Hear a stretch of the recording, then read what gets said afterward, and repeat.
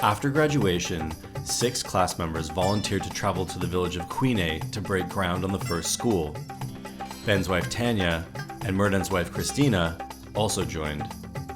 The trip, it turned out to be so much more than a construction project.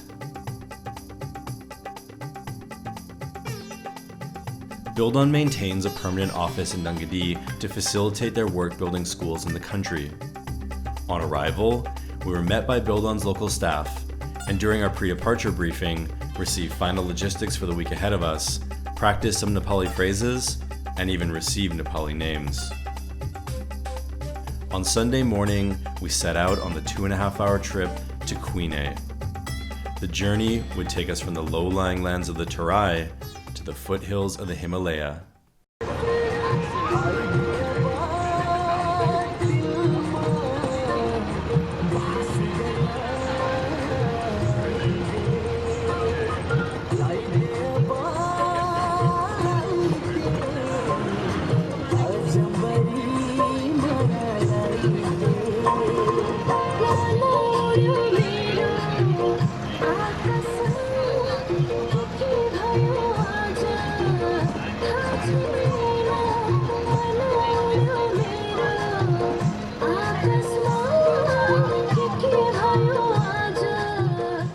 We're going to the community where we're going to build a school, which is called Kuine. We're in the middle of the road, we just decided to take a break and have some picnic and just enjoy the scenery here. But now I think everybody's just looking forward to get to the community. I mean, of course, there's a little bit of uncertainty, how's the community going to be, what kind of houses they're going to have, what are the expectations from the people of the community. I'm excited.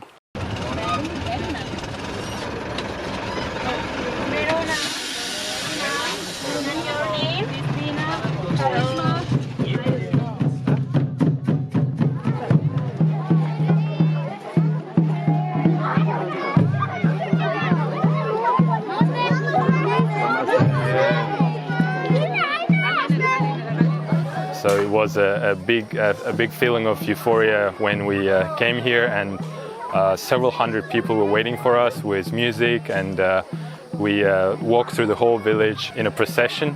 Placing of the tikka on the forehead, taking pictures. And we were walking through the streets, everybody was looking at us, all eyes on us, filming us, even cheering for us. I would have never imagined anything like this, so it was surreal for me.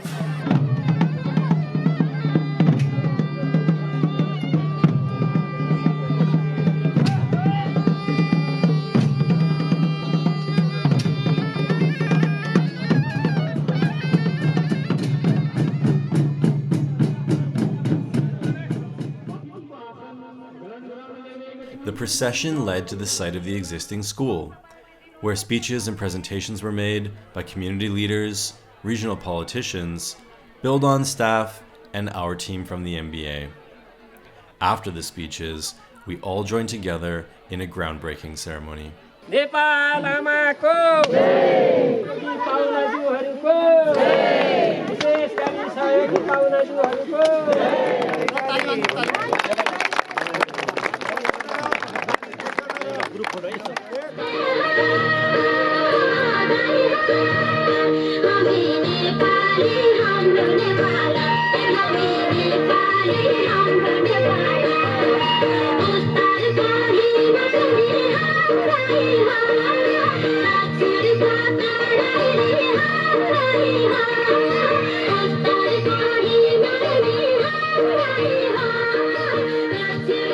Yeah, so I describe it as very moving, a very powerful sort of presence or a feeling that I had. They were so accepting of us, having never even met us before, and welcoming. It was very touching and sort of, or really moved me in a profound way that I wasn't expecting. And I think maybe because I didn't expect that, it was even more powerful. As the ceremony drew to a close, we were introduced to our host families, with whom we would spend the next 5 nights. The sun was beginning to set as we walked through the village to our new homes, and it gave each one of us a moment to begin appreciating the natural beauty of our surroundings.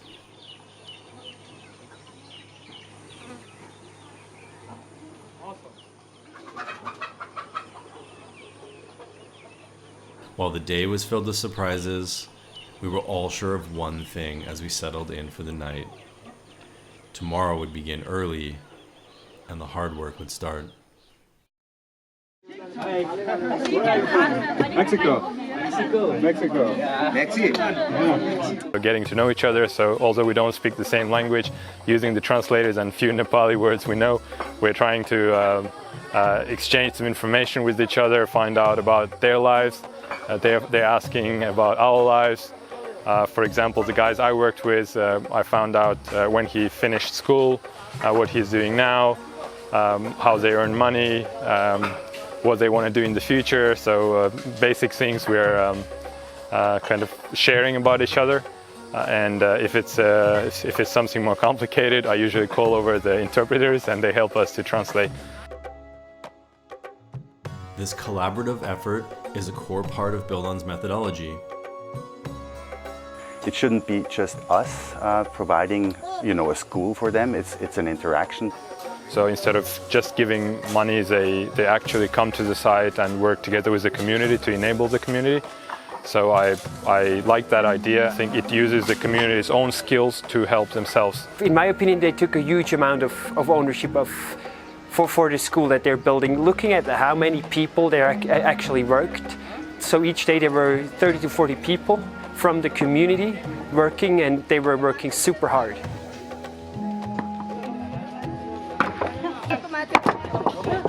Each day I worked with different people, and they were like, Matt, come on, let's work with us. And we worked on different things, and they showed me things, and they were somehow, oh yes, and now I see, they were proud to show me their skills. That's probably one of the coolest things is we had this welcome ceremony, and they really just took us in and we talked to them on a daily basis, whether it's in English or we're teaching them German and they're teaching us Nepali. I thought there would be a little more timidness on our side as well as their side, and we've just integrated very well so far. It's a curiosity, and it's just the openness that's basically both ways.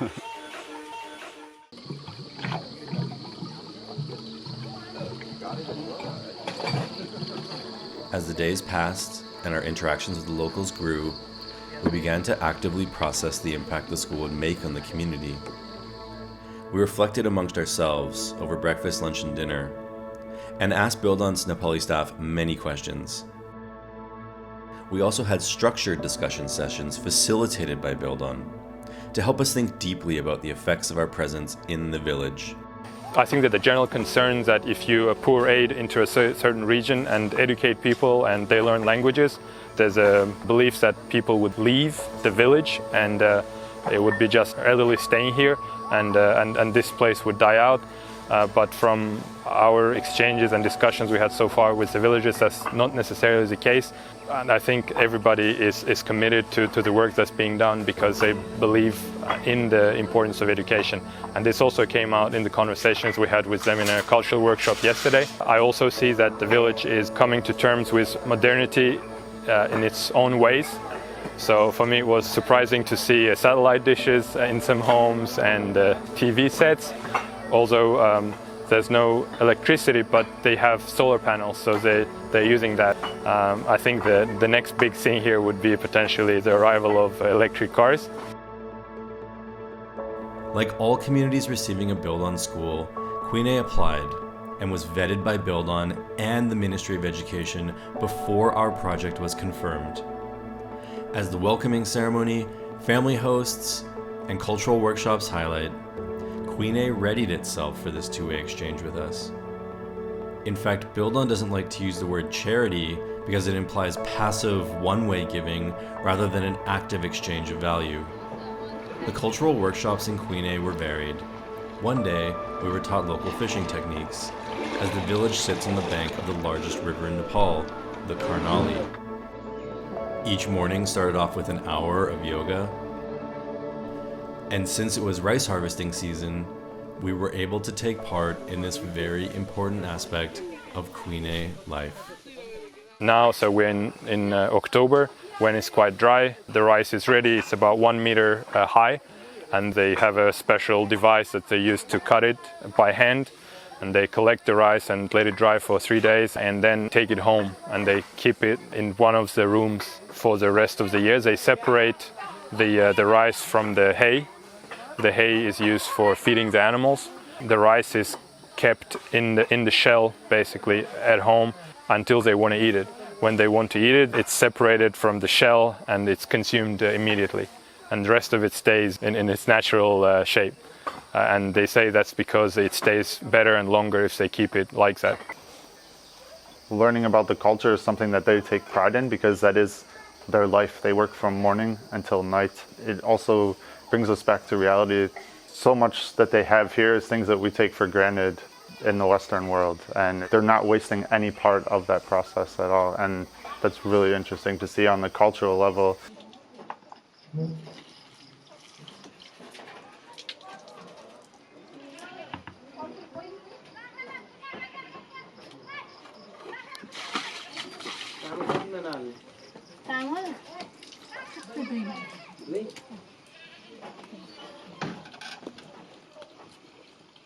So coming back from the work site was like, yeah, after 2-3 days was really like relaxing.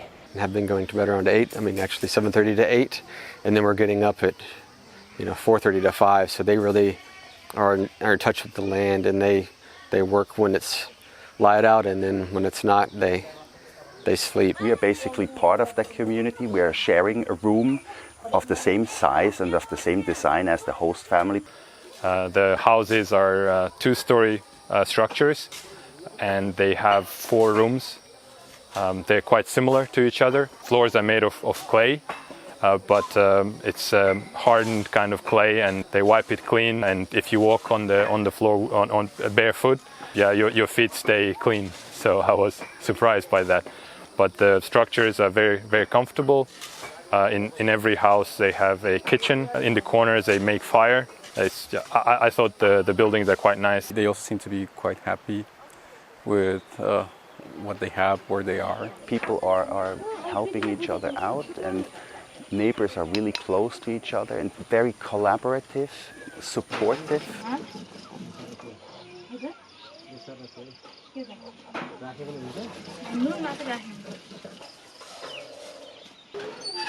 I live in a city, so I can't really compare city to town or city to village.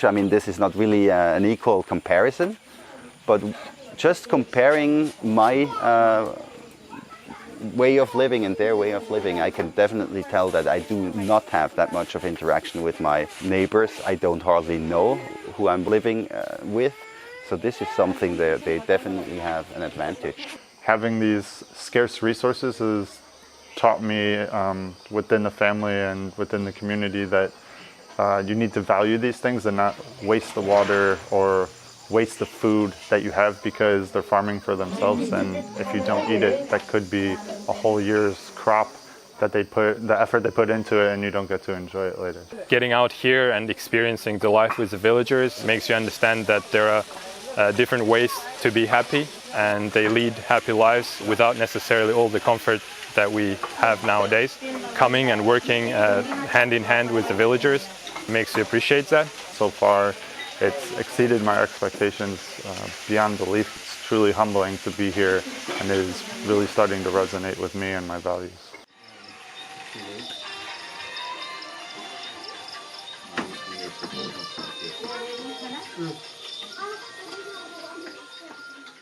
We acknowledge that only 5 days in the village creates limitations to knowing the full dynamics of life there.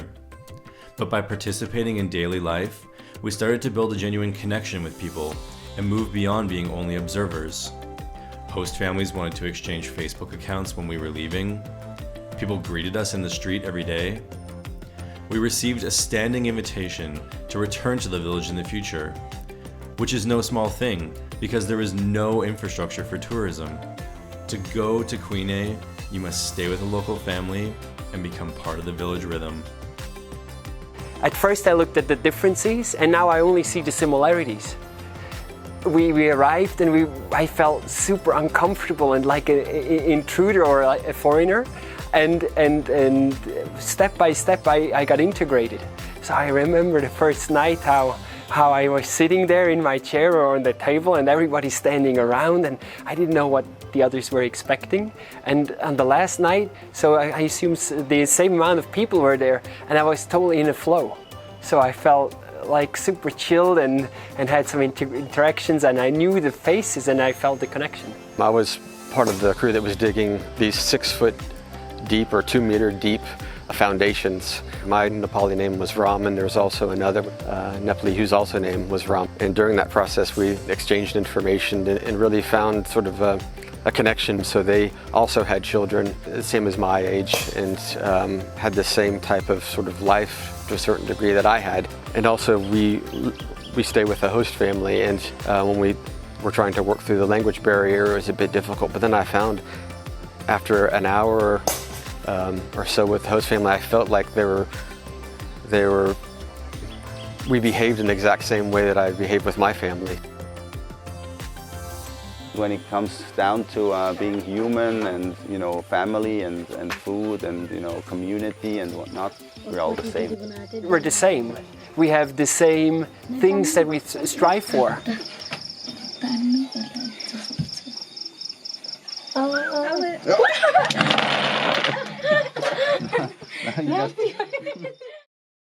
So when I look back to last Sunday, and I had those expectations, and we discussed, okay, what are our expectations? There are almost no words to describe what actually happened compared to what I was expecting. So I was somehow way more expecting something artificial and some sort of a setup. But buildOn and the team here, they actually managed for us to really go through this entire process of becoming part of the community at Kuine. We really took the challenge that the university provided, and we really saw it as an opportunity to do something special and important, and it surpassed, I think, a lot of people's expectations. Prior coming to the MBA, I felt like it's like a posh club of people wanting to make money and stepping up the ladder. And maybe we want to step up the ladder, but in the same time we want to have more. We need not only to focus on a narrow perspective, but we need to be wide. And knowing all the social impacts and the sustainability impacts will help us so much more to be better decision makers.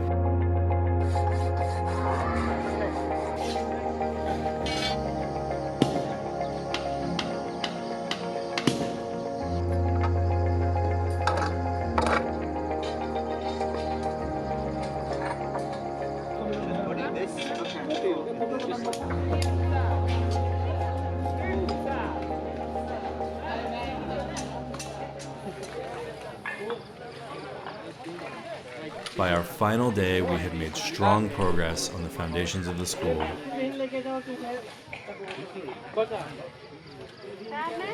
And we left knowing that buildOn engineers from Nepal would continue to live in Kuine and finish what we had all started together.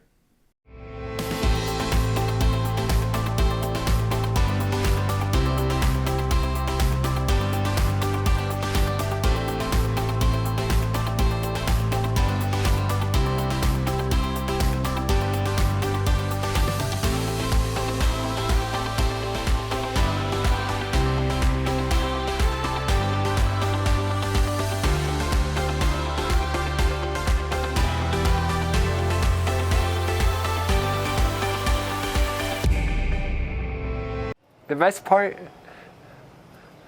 Oh, I think the dancing.